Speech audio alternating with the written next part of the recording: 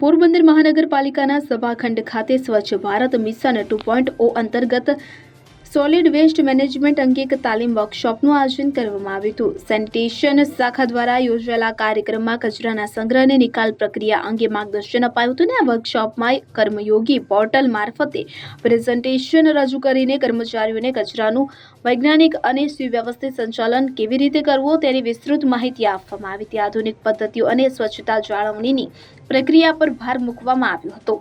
તાલીમ કાર્યક્રમમાં પોરબંદર મહાનગરપાલિકા હેઠળ આવતા વોર્ડ નંબર 1 થી 13 સુધીના સેનેટરી સબ ઇન્સ્પેક્ટરો, વોર્ડના સુપરવાઇઝરો તેમજ વોર્ડમાં ફરજ બજાવતા સેનેટરી ઇન્સ્પેક્ટર, એપ્રેન્ટિસ સહિતના કર્મચારીઓ ઉપસ્થિત રહ્યા હતા. તો ઉપસ્થિત કર્મચારીઓને કચરાનું ડોર ટુ ડોર કનેક્શન, કચરાનું વર્ગીકરણ, પ્રોસેસિંગ તેમજ અંતિમ નિકાલ કેવી રીતે કરવો તેની પ્રાયોગિક અને સિદ્ધાંત આધારિત માહિતી પૂરી પાડવામાં આવી હતી. શહેરને સ્વચ્છ અને સ્વસ્થ રાખવામાં તેમની ભૂમિકા કેટલી મહત્વપૂર્ણ છે તે અંગે પણ માર્ગદર્શન અપાયું હતું.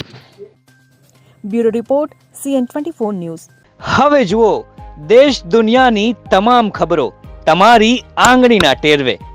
ઉઠાવો મોબાઈલ અને Google Play Store પરથી ડાઉનલોડ કરો અમારી CN24 ન્યૂઝ મોબાઈલ એપ.